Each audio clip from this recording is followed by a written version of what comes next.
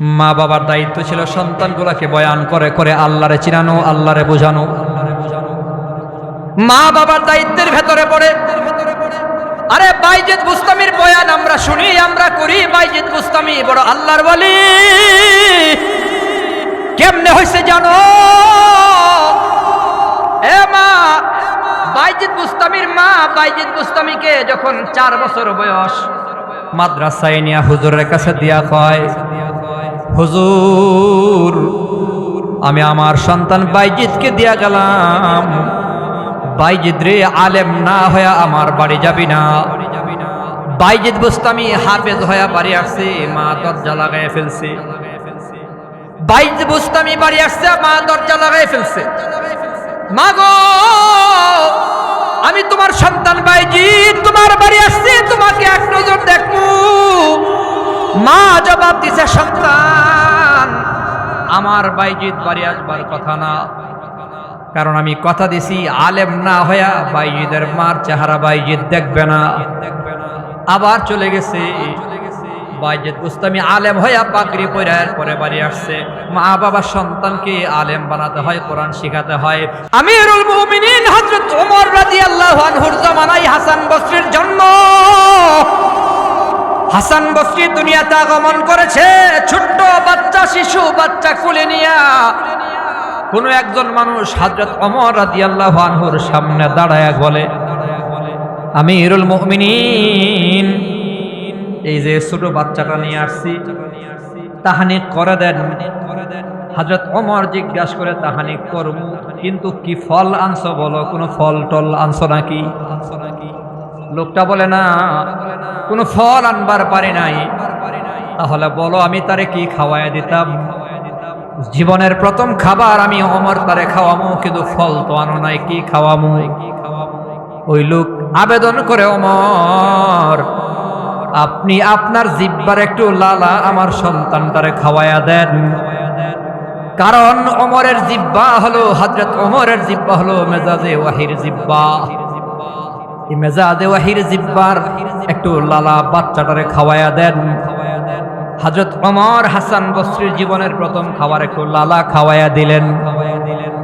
আবার আবেদন করে, ওমর আমিরুল মুমিনিন আমার সন্তানের একটা নাম রাইখা দেন। হযরত ওমর বলে, সাম্মুহু হাসান লিআন্না ওয়াজহাহু হাসান, তার চেহারাটা যেহেতু সুন্দর অতএব তার নাম রাইখা দাও হাসান। সন্তান মানুষের মতো মানুষ বানাবার জন্যে হযরত ওমরের দরবারে তাহনিক করায়, দরবার থেকে নাম রাখে। সন্তানগুলাকে ভাবাই মানুষের মতো মানুষ বানাতে হয়। ফুলবাড়ি এলাকার যুবক ভাই, মুরব্বী বাবা, পর্দার আড়ালের মা বোনেরা, সন্তানকে যদি মানুষের মতো মানুষ বানাবার চাও তো ছোট কাল থেকেই সন্তানকে পাহারাদারি করো, এভাবেই তুমি বড় করো। আকিকা করো, 7 দিনের মাথায় যদি পারো, আল্লাহ তৌফিক দিছে, ছেলে হয়েছে তো 2টা খাসি জবাই করে খাওয়ায়া দাও। মেয়ে তো একটা খাসি জবাই করে খাওয়ায়া দাও। মেয়ের বেলায় একটা কেন, ছেলের বেলায় 2টা কেন, এই বিষয়ে কথা বলার সময় নাই, পরে হয়তো বলবো। সন্তানকে ভাবেই বড় করেন। প্রায় 2 বছর 3 বছর হয়ে গেছে, আবার সন্তান টুকটাক কথা বলতে জানে। 2-2.5 বছর বয়সী সন্তান ডাকে আব্বু, আম্মু কয়া ডাকে, দাদারা ডাকে, দাদিরা ডাকে, নানা নানিরা ডাকে, মামারা ডাকে। এমন সময় সন্তানের জবানে রবের নামের ডাক লাগায় দাও। সন্তান বলবে আল্লাহ, সন্তান ছোটকালে বলবে সুবহানাল্লাহ। সন্তানরে শিখাইয়া দাও আলহামদুলিল্লাহ। সন্তানরে শিখাইয়া দাও লা ইলাহা ইল্লাল্লাহ, লা ইলাহা ইল্লাল্লাহ। ছোট বাচ্চার ব্রেইন এত বেশি পাওয়ারফুল, বাচ্চাদের যা শিখানো হয় তাই শিখতে পারে। আলহামদুলিল্লাহ। সন্তানের বয়স 4 বছর। আমাদের বাংলাদেশে বেশিরভাগ মুসলমানের সন্তানদের দেখা যায় মা সন্তানকে সাজায়া কিন্ডার গার্ডেনে রওনা করছে। তার জীবনের প্রথম পড়া হলো কিন্ডার গার্ডেনের পড়া। এতে অ্যাপল, বিতে বল, শরয়ত অজগর, ঠিক না? এগুলোই তো শিখানো হয়, কথা কয় না। ইন্না যালিকা মিন আজমিল উমুর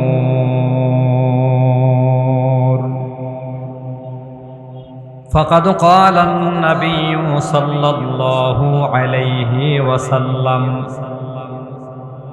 খায়রুকুম মান তাআল্লামাল কুরআনা ওয়া আল্লামাহু أو كما قال النبي عليه الصلاة والسلام صدق الله العظيم وصدق رسوله النبي الكريم ونحن على ذلك من الشاهدين والشاكرين والحمد لله رب العالمين اللهم صل على محمد وعلى آل محمد كما صليت على إبراهيم وعلى آل إبراهيم إنك حميد مجيد اللهم بارك على محمد وعلى آل محمد كما باركت على إبراهيم وعلى آل إبراهيم إنك حميد مجيد الحمد لله ঐতিহ্যবাহী জামিয়া উম্মুল কুরা আল ইসলামিয়া ব্রাহ্মণবাড়িয়া এর উদ্যোগে আয়োজিত চতুর্থ বার্ষিক ইসলামী মহাসম্মেলনের মোহতারাম শ্রদ্ধাভাজন সম্মানিত সভাপতি, আমন্ত্রিত প্রধান অতিথি হযরত ওলামায়ে কেরাম, আজিজ তোলাবা, মুরব্বী বাবারা, যুবক বন্ধুরা, পর্দার আড়ালে বসা শ্রদ্ধেয়া সম্মানিতা মা ও বোনেরা, মহান আল্লাহ পাকের শুকর এবং সিরত যিনি মেহেরবানি করে দয়া ও মায়া করে রহমতি বরকতি জান্নাতি মজলিসে আল্লাহ তাআলা আপনাকে আমাকে কবুল ও মঞ্জুর করেছেন, এজন্য সকলেই কালিমাতুশ শুকুর একবার পড়ি আলহামদুলিল্লাহ।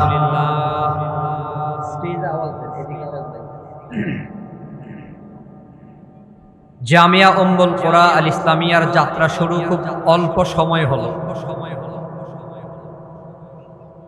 কিন্তু আল্লাহ তাআলার মেহেরবানি, ফজল এবং করম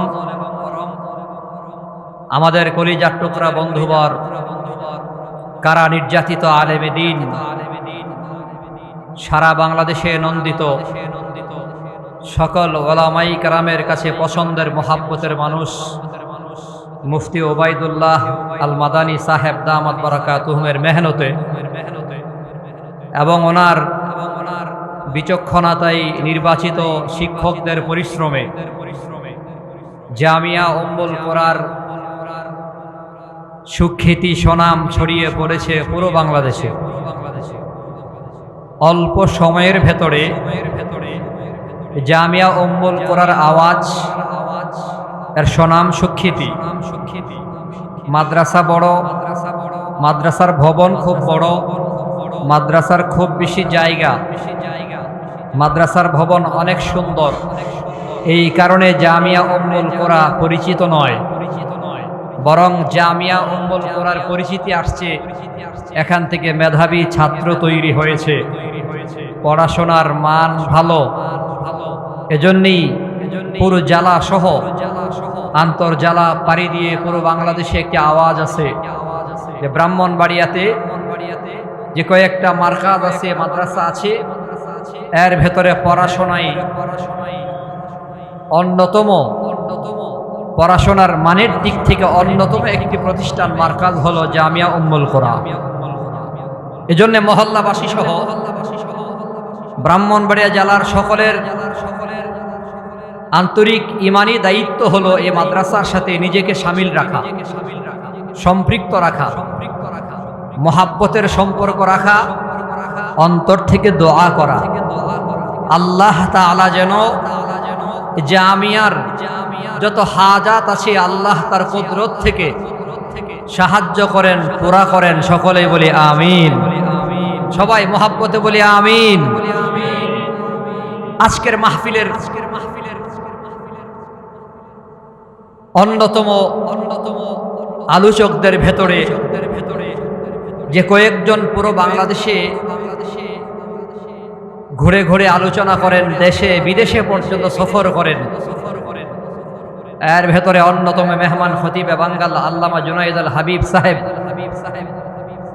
এদেশের লাখো কোটি তাওহীদি জনতার হৃদয়ের স্পন্দন, বিশেষ করে ওলামায়ে কেরামের মাহবুব যাকে বলা হয়, সুলতানুল ওয়াইজিন আল্লামা খালেদ সাইফুল্লাহ আইয়ুবী সাহেব হুজুর, এবং আমাদের মহাব্বতের কলিজার টুকরা, প্রাণের প্রাণাদিক প্রিয়, সকলের প্রিয় ভাই মুফতি রাফি বিন মনির সাহেব, সমস্ত অতিথিবৃন্দ যারা আছেন প্রত্যেকেই মাহফিলের আশেপাশে আছেন এবং সুলতানুল ওয়াইজিন খালেদ সাইফুল্লাহ আইয়ুবী সাহেব আর রাফি বিন মনির সাহেবের সাথে বসে কথা বলে আসছি। ওনারা নামাজ আদায় করছেন, এরপরেই মঞ্চে চলে আসবে, মাঝখানে দুই চারটা কথা বলার জন্য আসা। তো আশেপাশে যারা ঘোরাঘুরি করছি, আমি এ জামিয়ার একজন নগণ্য খাদেম হিসেবে, ওবায়দুল্লাহ মাদানী ভাইয়ের বন্ধু হিসেবে, ভাই হিসেবে আপনাদের কাছে বিনয়ের সাথে নিবেদন করব, প্রত্যেকেই প্যান্ডেলের ভেতর চলে আসি এবং ধারাবাহিক ওলামায়ে কেরাম আসবেন, কথা বলবেন, কথা বলার সুযোগ এবং পরিবেশ আমরা করে দেই। এটা আমাদের দায়িত্বের মধ্যে পড়ে। তো এই মাদ্রাসা প্রতিষ্ঠা করার পেছনে উদ্দেশ্য কি? যে মুসলমানের সন্তান যেন মানুষের মতো মানুষ হয়। কওমি মাদ্রাসা, মাদারিসে কওমিয়া, কওমি মাদ্রাসা তিনটি কথার সমন্বয়ের নাম। কওমি মাদ্রাসা তিনটি কথার সমন্বয়ের নাম। কওম মানে হলো জাতিগোষ্ঠী, অর্থাৎ কওমের উদ্যোগে প্রতিষ্ঠিত। দুই নাম্বার, কওমের সহযোগিতায় পরিচালিত।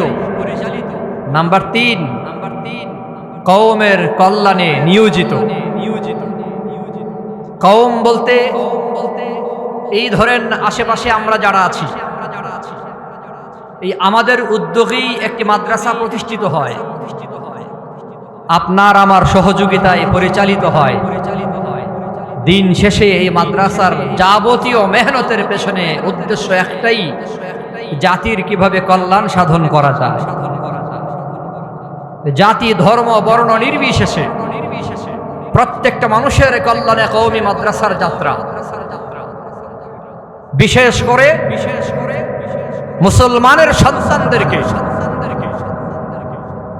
যে সন্তানের উপর দায়িত্ব, মা বাবার উপরে দায়িত্ব হলো সন্তানকে মানুষের মতো মানুষ বানানো। যে দায়িত্বটা মা বাবার ছিল, সে দায়িত্ব কাঁধে নিয়েছেন ওলামায়ে কেরাম, ওবায়দুল্লাহ মাদানী সাহেবের মতো লোকেরা। যে সন্তান আপনার, আর মানুষ হিসেবে গড়ে তোলার দায়িত্ব আমাদের। এজন্যই মাদ্রাসা। আজকে দুর্ভাগ্য হলেও, অপ্রিয় হলেও সত্য কথা, সংখ্যাগরিষ্ঠ মুসলমানের সন্তানদের কোরআনের সাথে কোনো সম্পর্ক নেই। ৯২ ভাগ মুসলমানের দেশে ধরে নেন যে 99.99% মুসলমানের সন্তানেরা ভালো করে কোরআন পর্যন্ত জানে না। অনেক মাহফিলে গেলেই অনুযোগ, অভিযোগ, অনুনয় বিনয় থাকে মুরব্বী বাবাদের, হুজুর ছেলে মেয়েরা বড় হয়ে বুড়া মা বাপকে ভুলে যায়, মা বাবার খবর নেয় না, আব্বাই আম্মার সাথে সম্পর্ক ভালো রাখে না। এজন্য একটু কথা যদি বলা যায়, সন্তানগুলো যেন বড় হয়ে মা বাবার নাফরমান না হয়। তো আমি প্রায় সময় জবাবে বলে থাকি যে আল্লাহ তাআলা তো বলেই দিয়েছেন, সূরা লোকমানের 13 এবং 14 নম্বর আয়াতে মুফাসসিরিনে কেরাম বলেন, যেই মা বাবা তার সন্তানকে আল্লাহর সাথে সম্পর্ক স্থাপন করে দেবে, যে মা বাবা তার সন্তানকে আল্লাহ চিনাইয়ে দেবে, আল্লাহ রসুলের সাথে মহব্বতের সম্পর্ক তৈরি করে দেবে, যেই মা বাপ তার সন্তানকে আল্লাহর গোলাম রসুলের খাঁটি উম্মত হওয়ার উসিলা হবে, চেষ্টা করবে, আল্লাহ তাআলা ওই সন্তানকে মা বাবার বুড়াকালের সময়ে সন্তানের দিলে মা বাবার মহব্বত ঢুকাইয়ে দেবে, ওই সন্তানকে মা বাবার সাথে সম্পর্ক মজবুত করে দেবে। আর যদি মা বাবার অবহেলার কারণে সন্তান নাফরমান হয়, এবং হচ্ছে বেশিরভাগ পরিবারেই দেখা যাচ্ছে মা বাবার অবহেলাই সন্তান কোরআন থেকে দূরে, মা বাবার অবহেলায় সন্তান নামাজ থেকে দূরে, মা বাবার অবহেলার কারণেই সন্তান দাড়ি কামায়, মা বাবার অবহেলার কারণেই সন্তান চুর হয়, ডাকাত হয়, সন্ত্রাস মাস্তান হয়, মা বাবার অবহেলার কারণেই বেশিরভাগ সন্তান গাঁজাখোর, মদখোর, ইয়াবাখোর, মাদকাসক্ত হয়। অবশ্যই সেখানে মা বাবার অবহেলা, অবজ্ঞা। এই যে নিয়ামত সন্তান আল্লাহ দান করেছেন, নিয়ামতের শুকর আদায় করা দরকার ছিল। সন্তানকে মানুষের মতো মানুষ বানানো, বাবা হিসেবে সন্তানের উপরে কি দায়িত্ব, আর একজন বাবার করণীয় কি, আল্লাহ তাআলা এই কথাগুলো বুঝাবার জন্যই কোরআন শরীফের ভেতরে সূরা লোকমান আল্লাহ তাআলা নাজিল করেছেন। লোকমান হাকিম তার সন্তানকে কি কি কথাগুলো বলেছেন, কোন কথাগুলো বলে সন্তানকে আল্লাহর সাথে সম্পর্ক স্থাপন করিয়ে দিয়েছেন, এই কথাগুলো পর্যন্ত আল্লাহ তাআলা কোরআনে নাজিল করে দিয়েছে। আমি যে আয়াত আপনাদের সামনে তিলাওয়াত করেছি, এই আয়াত হচ্ছে সূরা লোকমানের আয়াত। লোকমান তিনি নবীও নয়, রসুলও নয়, তারপরেও আল্লাহ তাআলা তার নামে কোরআনে সূরা নাজিল করেছেন। কেন জবাবের ভেতরে একটি জবাব হলো, বাপ তার সন্তানকে এমন কিছু নসিহত করেছেন, এমন কিছু গুরুত্বপূর্ণ কথা বলেছেন, উপদেশ বাণী শুনিয়েছেন, যেই নসিহত উপদেশগুলো আল্লাহর কাছে এত বেশি ভালো লাগছে, আল্লাহ তাআলা ওই কথাগুলোকে লোকমান নামের সূরা বানায়া আপনার আমার উপর, আপনার আমার নবীর উপরে নাজিল করে দিয়ে কিয়ামত পর্যন্ত সমস্ত বাবাদের জন্য দৃষ্টান্ত রেখে দিয়েছেন। সন্তানকে মানুষ করবা কি করে, লোকমান হাকিমের দিকে তাকাও। লোকমান হাকিম যেভাবে সন্তানকে মানুষ করেছে, যদি আজকে বলেন হুজুর আমার সন্তান কথা শোনে না, আমি বলবো সন্তান কথা আজকে শোনে না, কিন্তু সন্তানের দায়িত্ব আদায় করা দরকার ছিল সন্তান যখন আপনার স্ত্রীর পেটের ভেতরে ছিল। মায়ের পেটে আসার আগেই বাবার দায়িত্ব হলো সন্তান যেন মানুষের মতো মানুষ হয়, এমন জমিনেই ফসল ফলন, এমন জমিনেই গাছ রোপণ করতে হবে যেই জমিনে গাছ রোপণ করলে পরে ফলন ভালো হয়। এজন্যে জমিন আগে ঠিক করতে হয়। তো সন্তানের উপর দায়িত্ব ছিল এগুলো, কিভাবে মানুষ করব আমার, আল্লাহর কাছে দোয়া করা দরকার ছিল। আব্বাজান ইব্রাহিম নবী 80 বছর পর্যন্ত সন্তানের দোয়া করছে, 80 বছর আল্লাহর কাছে দোয়া করছে। আব্বাজান ইব্রাহিম নবীর সন্তান হয় না, 80 বছর দোয়া করছে কার কাছে? কথা বল না, মনোযোগ নাই। ইব্রাহিম নবী দোয়া করছেন কার কাছে? 80 বছর পর্যন্ত দোয়া কি করছে? আল্লাহ আমারে ছেলে দাও, আল্লাহ আমারে মেয়ে দাও, আল্লাহ আমারে সন্তান দাও। না, ইম্পসিবল। আল্লাহ তাআলার কাছে দোয়া করে নাই, দোয়া করেছে কি? রব্বি হাবলি মিনাস সালিহিন। আব্বাজান ইব্রাহিম নবী আল্লাহর কাছে দোয়া করে, আল্লাহ ও আমার রব, আমার একটা নেক সন্তান দিও। নেককার সন্তানের দোয়া করেছে 80 বছর পর্যন্ত। শুধুমাত্র সন্তান চায় নাই, শুধুমাত্র ছেলেও চায় নাই, শুধুমাত্র মেয়েও চায় নাই, প্রত্যেকবার আল্লাহর কাছে বলেছে আল্লাহ মিনাস সালিহিন, নেককার সন্তানদের ভেতরে একটা নেক সন্তান আমারে দিও। আব্বা জান ইব্রাহিম নবী আল্লাহর কাছে নেককার সন্তান চাই, তার মানে শুধুমাত্র আল্লাহর কাছে সন্তান চাইলেই হবে না, কান্না করে করে রাতের আধারে সাজদায় পড়ে আল্লাহর কাছে বলা দরকার, আল্লাহ রব্বি হাবিলি মিনাস সালিহিন, আয় আল্লাহ আমারে নেক সন্তান দিও, একজন নামাজি সন্তান দিও, কোরআনের সাথে সম্পর্ক রাখে এমন একজন সন্তান দিও। সন্তান দুনিয়াতে আসার আগে এমন সন্তান আল্লাহর কাছে চাওয়া। আয় আল্লাহ আমারে কোনো গাঁজাখুর সন্তান দিও না, কোনো মদখুর সন্তান দিও না, চোর দুর্নীতিবাজ সন্ত্রাস মাস্তান চান্দাবাজ কোন সন্তান আমারে দিও না। আয় আল্লাহ এমন সন্তান দিও যে সন্তান আমার জান্নাতের জরিয়া হবে, ইহকালেও সুনাম বয়ে আনবে, পরকালে সুপারিশ করে আল্লাহ আমাকে জান্নাত দিয়া দেবে। জোরে কোন সুবহানাল্লাহ। আল্লাহর কাছে চায়া চায়া নেক সন্তান নিতে হয়। আব্বা জান ইব্রাহিম নবী দোয়া শিখাইয়া দিছেন। মুসলমান শুধু দোয়া করলেই হবে না, সন্তান নেককার পাওয়ার জন্য ঘরের ভেতরে বিবিকেও নেক আমলের ভেতরে লাগাইয়া দাও। ওলামায়ে কেরাম বলে তোমার সন্তান যখন তোমার বিবির গর্ভের ভেতরে, তখন তুমি তোমার বিবির হাতে অন্তত সামাইলে তিরমিজি ধরে দাও। বাংলায় পাওয়া যায় যে কিতাবের ভেতরে বয়ান করা আছে আমার নবীর চেহারা মোবারক কেমন ছিল। সামাইলে তিরমিজি যেই কিতাবের ভেতরে বয়ান করা আছে নবীর চোখ মোবারক কেমন ছিল, নবীর চুল মোবারক কেমন, নবীর ঠোঁট মোবারক কেমন, কপাল কেমন, গাল কেমন, নবীর দেহ অবয়ব, দেহের বডির অবয়ব কেমন ছিল বর্ণিত আছে। এমন একটা কিতাব বাংলায়ও পাওয়া যায়। বিবির হাতে ধরাইয়া দাও, তোমার বিবি তোমার সন্তান গর্ভের ভেতরে নিয়া আবার নবীরে পড়বে, নবীরে চিনবে, নবীরে জানবে। নবীরে চিনা জানা পড়ার প্রভাব তোমার সন্তানের উপর পড়বে। সামাইলে তিরমিজি যার ঘরে আছে, ওলামায়ে কেরাম বলে তার ঘরে যেন স্বয়ং নবী আছে। সুবহানাল্লাহ বলেন। এই কিতাব তোমার ঘরে তোমার বিবির হাতে ধরাইয়া দাও। এই মিয়া নেক আমলে লাগাইয়া দাও। আল্লাহর মেহেরবানি সন্তান দুনিয়াতে চলে আসছে, তো ডান কানে আযান দিয়া দাও আর বাম কানে ইকামত দিয়া দাও। সন্তানের তাহনিক করে দাও। তাহনিক মানে হলো সন্তানের জীবনের প্রথম খাবার কোনো একজন বুজুর্গের মুখের চিবানো চাবানো ফলের রস হবে। ধরে নেন এলাকার ভেতরে কোনো বুজুর্গ ব্যক্তিত্ব নাই, আল্লামা শায়েখ সাজিদুর রহমান সাহেব হুজুরের মতো একজন বুজুর্গ আপনার এলাকায় নাই।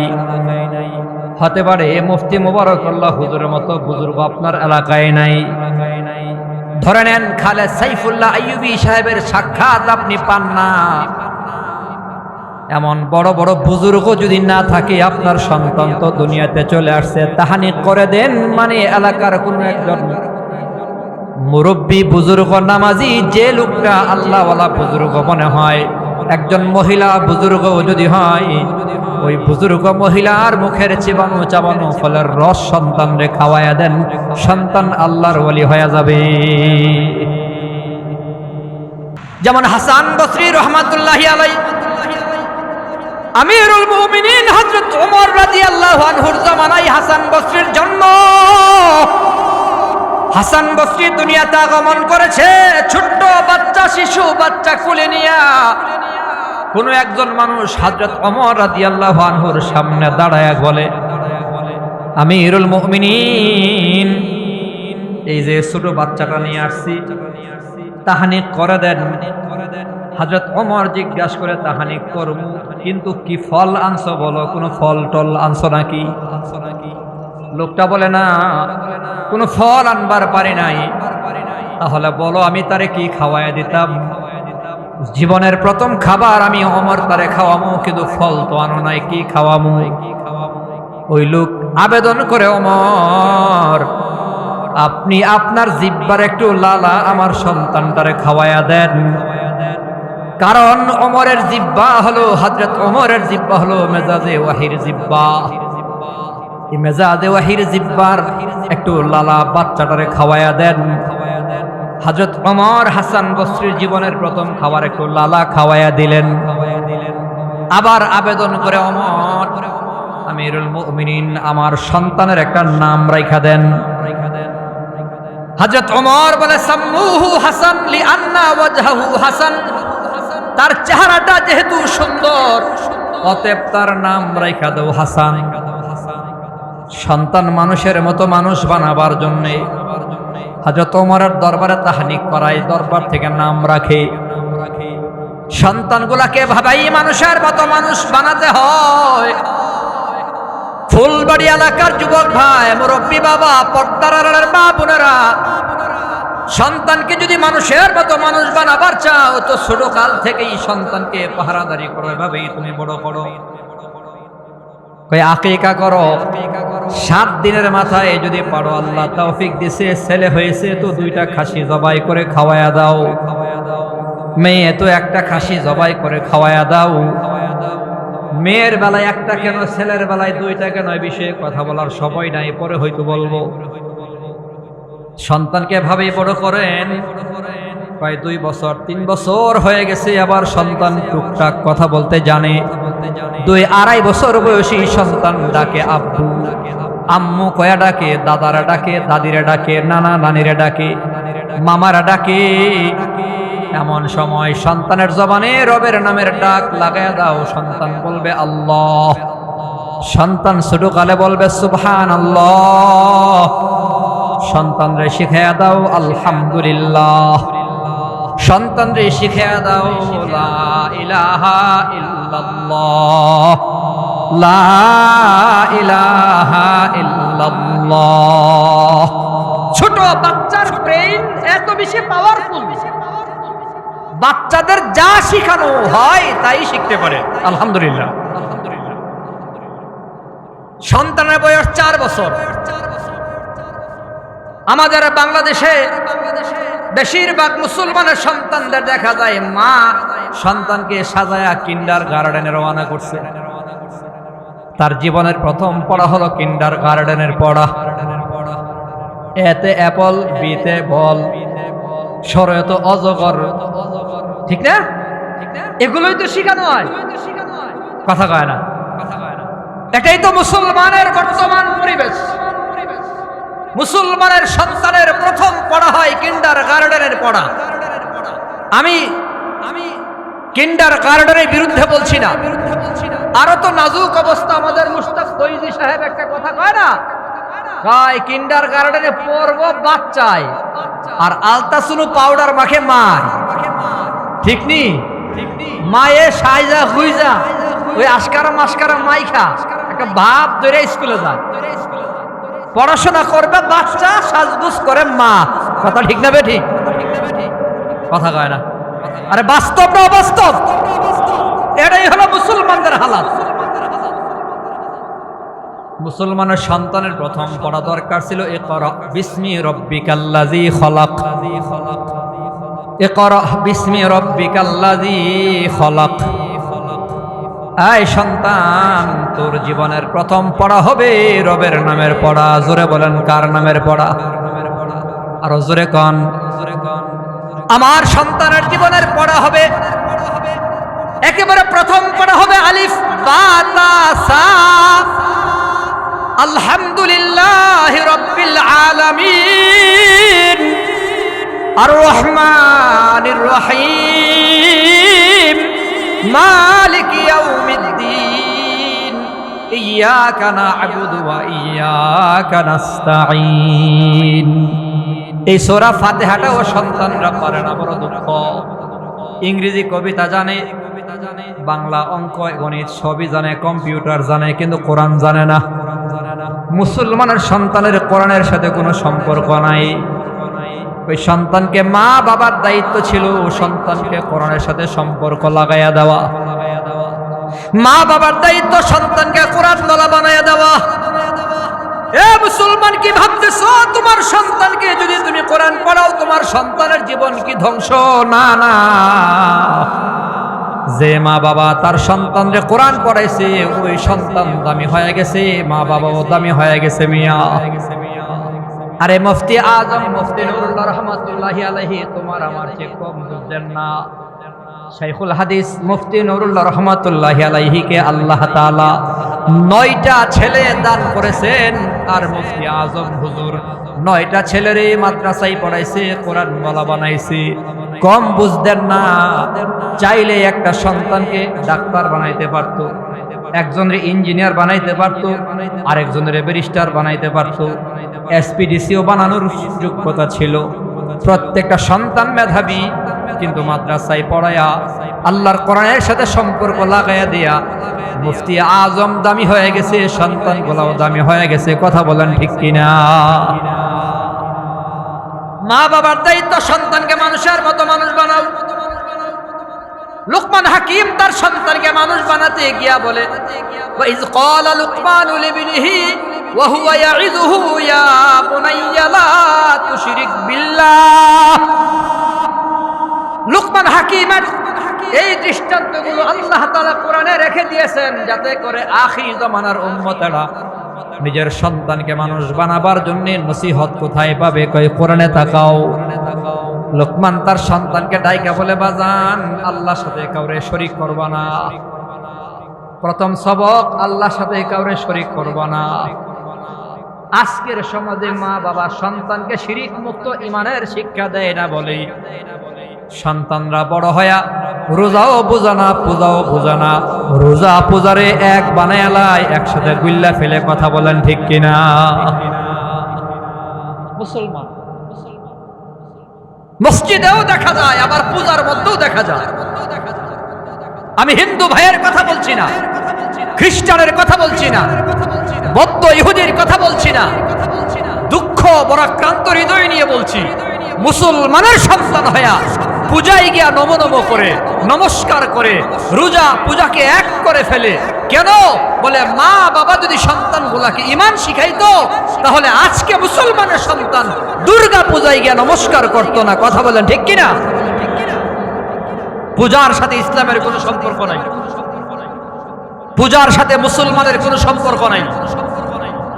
কোন যুক্তিতেই পূজায় যাওয়া জায়েজ নাই। যে কোনো যুক্তিতে মুসলমানের জন্য পূজায় যাওয়া হারাম, রাজনৈতিক কারণে যাওয়াও হারাম। শিরকের সাথে আপোষ নেই। লা তুশরিক বিল্লাহি শাইআ ওয়া ইন কুতিলতা ওয়া ইন হুররিকতা। আল্লাহর নবী বলে, যদি তোমাকে কতল করে ফেলা হয়, যদি তোমাকে আগুনেও ফেলে দেওয়া হয়, তারপরেও আল্লাহর সাথে কাউকে শরীক করা যাবে না, শরীক করা যাবে না। মা বাবার দায়িত্ব ছিল সন্তানগুলোকে বয়ান করে করে আল্লাহরে চিনানো, আল্লাহরে বোঝানো। মা বাবার দায়িত্বের ভেতরে পড়ে। আরে বাইজিদ বুস্তামির বয়ান আমরা শুনি, আমরা করি। বাইজিদ বুস্তামি বড় আল্লাহর ওয়ালি। কেমনে হইছে জানো? এ মা, বাইজিদ বুস্তামির মা বাইজিদ বুস্তামিকে যখন 4 বছর বয়স মাদ্রাসায় নিয়ে হুজুরের কাছে দিয়া কয়, হুজুর আমি আমার সন্তান বাইজিদকে দিয়া গেলাম, বাইজিদ রে আলেম না হয়ে আমার বাড়ি যাবি না। বাইজিদ বুস্তামি হাফেজ হয়ে বাড়ি আসছে, মা দরজা লাগাই ফেলছে। বাইজিদ বুস্তামি বাড়ি আসছে, মা দরজা লাগাই ফেলছে। মা গো, আমি তোমার সন্তান বাইজিদ তোমার বাড়ি আসছে, তোমাকে এক নজর দেখবো।